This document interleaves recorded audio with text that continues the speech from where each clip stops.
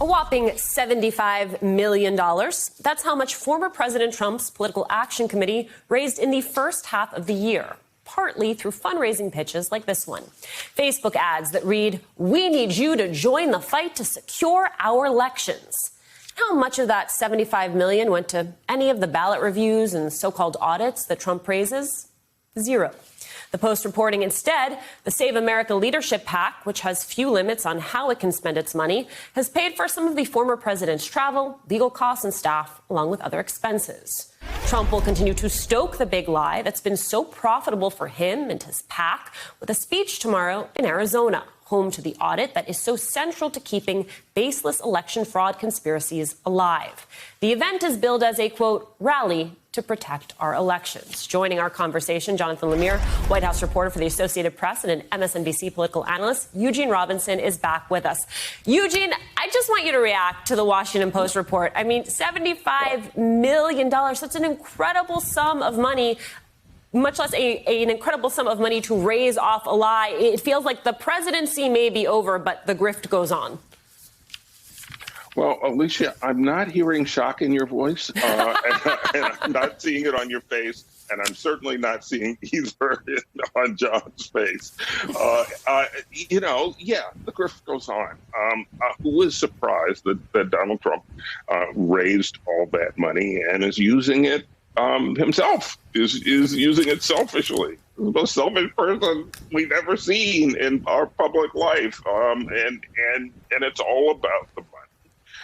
And so you might feel sorry for the people who are giving all this money, thinking that it is going to fight this imaginary voter fraud, when in fact it's going to pay for Trump's staff and his travel and whatever else. But they should know by now that that's what would inevitably happen. And that's who he is. Right. What I feel, Eugene, is worried for our democracy, and I know that you share that concern. Jonathan, I want to talk about the latest Brennan Center report because, as I mentioned, the big lie, good for Trump's bottom line, serious consequences for voters and for our democracy. 18 states have passed 30 laws curbing ballot access, 6 states shortening the window to apply for a mail-in ballot, 4 curbing the use of drop boxes, 2 states cutting back on early voting hours. Of course, none of these states have produced any evidence of the election fraud that led to these voting restrictions. My question, Jonathan, are they past even trying to justify why they're doing this?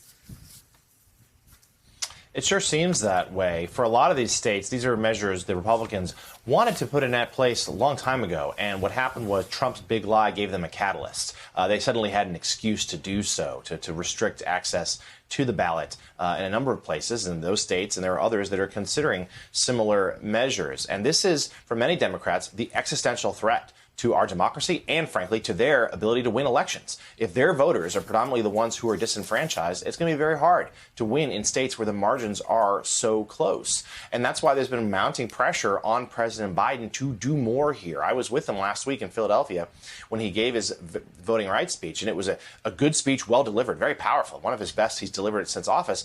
But it made no mention of the filibuster, none at all. And this week at the CNN at the town hall, he said that he supported the talking filibuster, but there really wasn't any specifics in terms of whether or not he would lobby Democrats to do that, to make it harder, to make it harder for Republicans to stop federal legislation that would protect voting rights, which many Democrats believe is the only way to do so. And instead, the message from the White House is they want to out-organize, do voter turnout, make sure their voters, voting registrations can't be challenged, to rely on legal battles, to rely on the Department of Justice. And that's all well and good, many Democrats say and activists say, but not enough. They say there's no substitute for federal legislation, and they need the president to step up. Right. Eugene, your sense of where that resistance is coming from on the part of the president? I'm not sure. I'm not sure whether he's just deliberately trying to play it soft and then it plans to come in with more force and directness. I tend to suspect not, because time is a wasting as these measures get passed, and now we're going to be in the election year cycle before you know it, and then it becomes utterly impossible, probably. And so I think I don't like to resign myself to bad outcomes, but I'm almost resigned to the fact that Democrats are going to be fighting uphill in the next election and maybe the next couple of elections. If they had a bigger majority in the Senate, they could do something about the filibuster. Well, I mean, but they can't now. It's especially interesting, Jonathan, because at the same time that you have that astute analysis from Eugene, you also have Republicans actually trying to expand the field on which they're playing. So the Post is reporting that support is growing in the Texas GOP for an audit of the election results, but only in big counties, which mostly went for Biden. I mean, didn't Trump win Texas? What is the point here? Eugene's analysis is always astute, first and foremost. And you're right, they're running up the score. They see a moment here where there's the will of the people, at least the will of their constituents, to challenge votes, to restrict access to the ballot. And you're right, Trump won Texas and won fairly handily, but that could change. For a while now, we've been hearing how the Democratic shift in that state, the second largest, in the country, could eventually favor Democrats. Certainly, I think most analysts believe we're still a couple cycles from that, but it could accelerate if there is more influx of, let's say, people from California moving to Texas. Now, Democrats would have to do a better job of turning out Latino voters in Texas than they did last time around. But that still is something that's a deep concern for Republicans because they know that if they lose Texas and California is already in the Democratic column, it's going to be very hard to ever be elected president again. And that is what's fueling a lot of this in these states, some more obvious swing states like Florida, Georgia, et cetera, where they're trying to just hold on to power there. And they've got the state legislatures to do it. And right now, they don't really see any consequences, that there is no federal legislation on the horizon, and there's nothing that Democrats in these states can do except for leave and go to Washington, D.C. That's a temporary solution, not a permanent one. Right. I mean, Eugene, of course, Jonathan is right to underscore demographic change in a place like Texas, especially because it's a big part of this story. The audit, of course, would be in larger counties than went for Biden. And if you look at the demographics of those counties, really gets at the dark racist aspects of the big lie, doesn't it? This idea that there was mass voter fraud, not just generally, but specifically among voters of color. Yeah, right. There's massive voter fraud where Black and brown people vote and where white people vote. Everything was fine, no problem. I mean, it's absolutely racist. Let's just get that out there.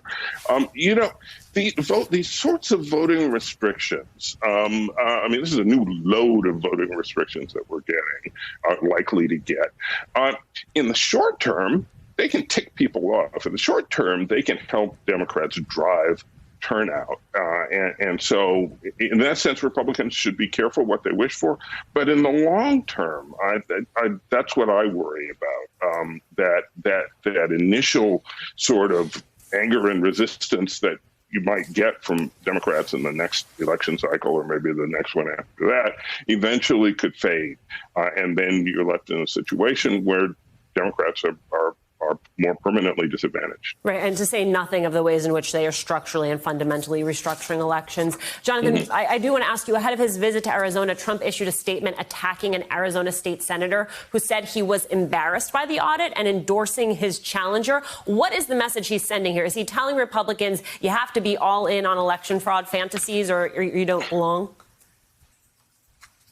Trump also put out a statement today bashing the new nickname for Cleveland's Major League Baseball team. So he's been prolific. But yeah, that's what he is. He is targeting Republicans who are not fully devoted to him. We know how much loyalty matters to the former president. That it's a one-way street often, as he's been quick to cast aside those who disappoint him. But he is demanding pure fealty from other Republicans, and he has been not shy in attacking those, whether they're federal officials or in this case local ones, who aren't doing that. And right now, the litmus test in the Republican Party is whether or not you go along with the big lie. That is what is fueling the GOP as it heads to 2022 and tries to reclaim the majority in the House, even if perhaps not in the Senate, and 2024, whether or not Trump runs or not. This is undergirding everything they're doing, suggesting that Trump was robbed and that the voter rolls are to be dealt with suspicion and that they're trying to take the ballots away. There's no evidence, it can't be underscored enough, no evidence of widespread voter fraud, none.